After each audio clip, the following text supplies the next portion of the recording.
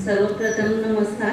सन्माननीय व्यासपीठावरील आदरणीय प्राचार्य संजयजी नगरकर साहेब, तसेच सर्व शिक्षक वृंद आणि माझ्या समोर बसलेल्या माझ्या मुला-मुलींनो, तर या कॉलेजमध्ये मी पण माझा एक अनुभव सांगते की मी पहिल्यांदा कॉलेज बाहेरून पाहिजे, पण मला इच्छा होती की या कॉलेजमध्ये मला मध्ये जाऊन काहीतरी शिकण्यास संधी भेटायला पाहिजे.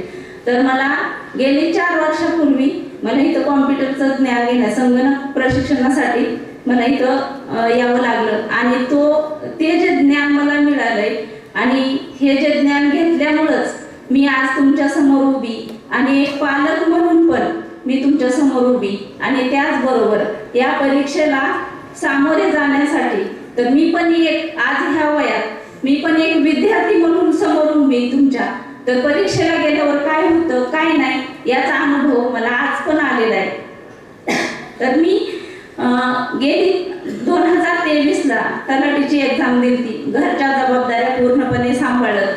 तर त्या परीक्षेमध्ये पण मला एक अनुभव आला की जे 4थी पासून ते 12वी पर्यंत शिक्षण असतं तेच स्पर्धा परीक्षेसाठी लागू पडतं आणि त्या परीक्षा देण्यासाठी आजपर्यंत जो अभ्यास केलेला आहे आपण तर त्याच जोरावरती आपण पुढे जाऊ शकतो. आणि आत्ताच 4 जानेवारीला मी MPSCची STI परीक्षा दिली, पूर्व परीक्षा. तर त्या परीक्षेत पण मला बरेच काही अनुभव आले. फक्त 1 तासाची परीक्षा असते ती आणि 100 प्रश्न सोडवायचे असतात त्यात.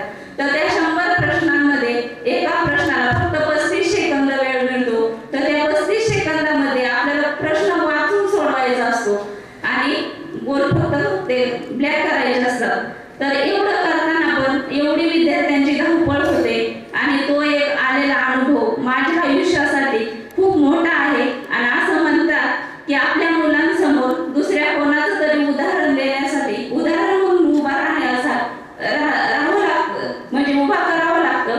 त्यासाठी मी माझ्या मुलांसाठी एक प्रेरणा आणि स्वतःच उदाहरण म्हणून मी आज तुम्हा सर्वांसमोर ही माझी मुलं समजून उभी आहे. तर तुम्ही परीक्षेला जाताना बारकोड व्यवस्थित चिटकवायचा, बऱ्याच सूचना सरांनी दिल्यात तुम्हाला. तर काही वेळेस असं निदर्शनास आलंय की दुसऱ्याच कुणाचा तरी हे बारकोड आपल्या पेपरवरती चिकटवला जातो आणि जो गैरहजर विद्यार्थी तो पास होतो आणि हजर असणारा पण नापास होतो. तर असं काही करायचं नाही. परीक्षेला जाताना शांत मनाने आणि पूर्ण अभ्यास तर तुमचा झालेलाच आहे. तर त्या परीक्षेसाठी तुम्हाला सर्वांना माझ्याकडून खूप खूप शुभेच्छा. Best of luck. Thank you so much.